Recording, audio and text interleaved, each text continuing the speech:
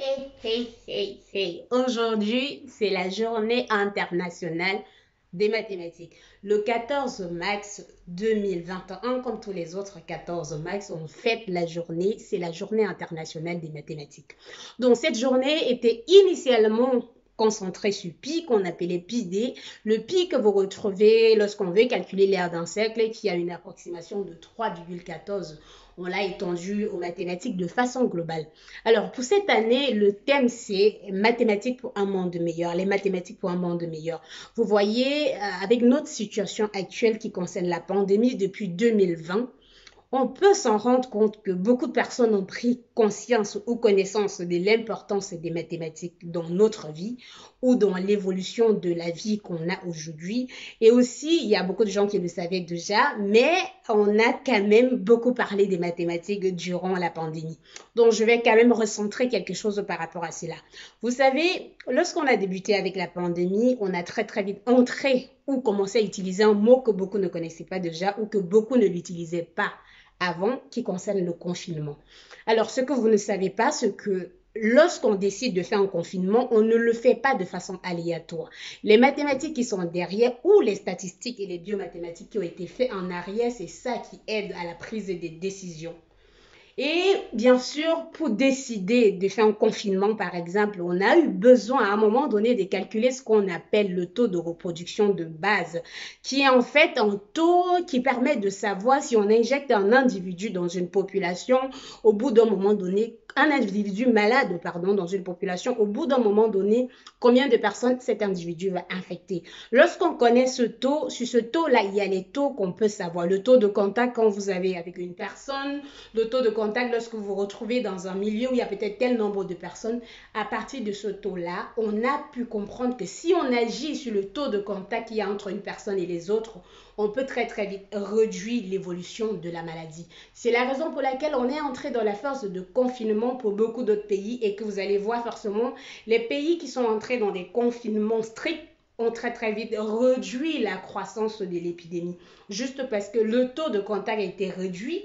Et le taux qu'on utilise et que j'ai appelé taux de reproduction de base, c'est ce taux-là, lorsque c'est inférieur à 1 par exemple, on voit que l'épidémie va diminuer jusqu'à aller vers l'extinction. Et lorsque ce taux est supérieur à 1, on dit qu'on est dans une situation endémique. Et si vous avez regardé tous les rapports de l'Organisation mondiale de la santé ou tous les rapports qu'on présentait à la télé à chaque moment, on vous parlait du taux de reproduction de base qui était à un moment donné autour de 2,5, allait jusqu'à 100 dans d'autres pays. Et donc, voilà un peu un côté vraiment de façon pratique qu'on a utilisé durant toute la période initiale de la pandémie et qu'on continue d'ailleurs de l'utiliser. Et bien sûr, comme j'ai dit, les décisions ont été prises à partir des mathématiques. Donc, pour le thème de cette année, le fait qu'on parle les mathématiques pour un monde meilleur, c'est quelque chose qui sonne très très bien avec notre situation. Et comme tous les autres années, durant la journée de pi et tout ça, beaucoup d'écoles, beaucoup de centres de recherche organisent des séminaires ou organisent en fait des ateliers de formation, également des lycées. Et ça dépend vraiment des pays parce que ce n'est pas tout le monde, c'est pas tous les pays qui organisent. Et déjà, si on prend le cas de l'UNESCO cette année, on a organisé on peut dire des activités qui étaient en ligne et également en présentiel, vu qu'on ne peut pas vraiment se retrouver avec des endroits où il y a plusieurs personnes. Donc, le nombre de personnes en présentiel est limite et le nombre de personnes qu'on retrouve en ligne, on pouvait avoir un peu un nombre assez large ou le nombre de personnes illimité qu'on pouvait avoir. Mais on l'a fait le vendredi parce que nous sommes dimanche et comme la majorité des journées, si on tombe dépendant du choix qu'on a fait, donc l'UNESCO a décidé de faire cela le vendredi et donc pourtant la journée c'était le dimanche. Donc maintenant, juste pour revenir, comme on dit, les mathématiques pour un monde meilleur, même si vous ne le savez pas, concernant l'évolution de nos jours en termes d'intelligence artificielle, on peut dire que beaucoup de choses tournent autour de l'intelligence artificielle, ou on peut dire data science de façon globale, donc après l'intelligence artificielle, tous les autres trucs qui sont liés à cela. Mais la base ou l'initiale de tous ces domaines-là ou de tous ces métiers qu'on peut retrouver aujourd'hui, c'est les mathématiques.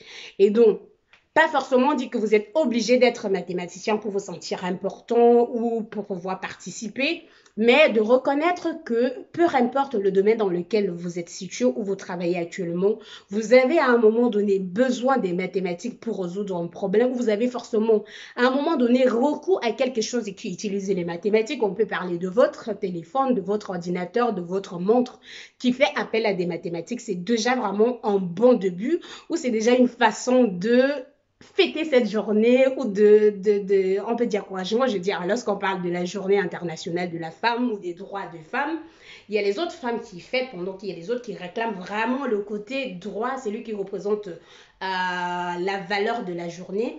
Et c'est aussi comme cette journée des mathématiques, il y a une journée où également on peut profiter, partager les connaissances, partager ce qu'on connaît avec les autres pour pouvoir mieux présenter la journée où on fête les mathématiques de façon globale, ou tout simplement de célébrer. Ça dépend vraiment de la façon avec laquelle vous abordez les choses. Pour ma part, aujourd'hui, c'est dimanche, c'est le week-end, donc j'ai travaillé toujours sur les choses parce que je prépare les cours de la semaine. Donc, je peux dire globalement pour la journée, j'ai continué de travailler dans les mathématiques. Mais étant donné que ce soir, je vais faire un live sur ma chaîne YouTube où je vais inviter une personne qui va parler des biomathématiques. Et comme vous avez forcément vu, les biomathématiques sont très mises en avant dans ces systèmes qu'on peut trouver de nos jours en termes de l'épidémiologie ou en termes d'évolution des épidémies. Et donc, je peux dire que j'ai vraiment préparé quelque chose, ou j'ai vraiment fait quelque chose de spécial pour cette journée. Et donc, je vous invite justement à ce niveau-là à être connecté ce soir sur la chaîne YouTube de Maths pour tous à 20h pour pouvoir suivre tout ce qui concerne les biomathématiques et comment est-ce qu'on les utilise. Mais je vous invite justement, pour ceux-là qui ne s'intéressent pas aux maths ou pour ceux qui ne sont pas dans le domaine des mathématiques, de comprendre que lorsque je parle des maths, lorsque je fais la vulgarisation des maths sur cette chaîne YouTube, ce n'est pas forcément parce que je veux inviter ceux qui ne sont pas dans le domaine à devenir mathématiciens, mais c'est juste parce que je souhaite donner une vision différente, surtout à ceux-là qui pensent vraiment ou qui ont eu une image assez, on peut dire, triste des mathématiques dans le passé ou durant leur parcours scolaire. J'ai juste envie de vous donner une vision différente des mathématiques qui peut vraiment vous aider sur le choix ou sur la direction, sur l'orientation que vous allez donner à vos enfants, à vos cadets. Et c'est justement ma vision, mais pas à la vision de dire, bon, ok, le domaine dans lequel tu es dedans maintenant, il faut absolument que tu te retrouves dans les mathématiques. Non. Et comme je le rappelle toujours, tous les domaines sont en fait, on a besoin de tout le monde. Que tu sois en mathématiques, en chimie, en physique, que tu sois en géographie, on a besoin de tout le monde pour l'évolution de notre vie. Mais c'est juste qu'à un moment donné, on peut dire, comme on dit, les mathématiques, c'est la mère des sciences et tout ça.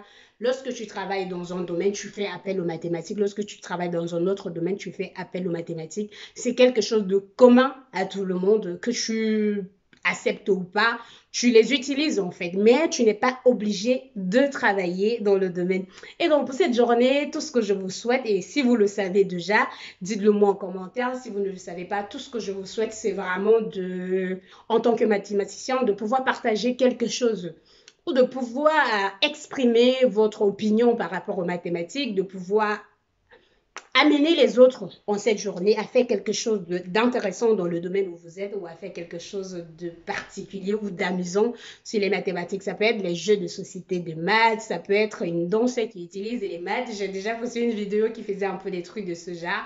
Lorsque vous dansez en utilisant le fait que vous avez une fonction hyperbolique, ou le fait que vous avez une fonction racine carrée, ou d'utiliser le fait que vous avez une fonction inverse en faisant la danse des mathématiques, comme on a l'habitude de dire. Donc, je vous remercie d'avoir regardé la vidéo. Je ne vais pas aller plus loin avec toutes les explications concernant les mathématiques. Et je vous souhaite bonne journée internationale de mathématiques. Et on se retrouve ce soir. Bye.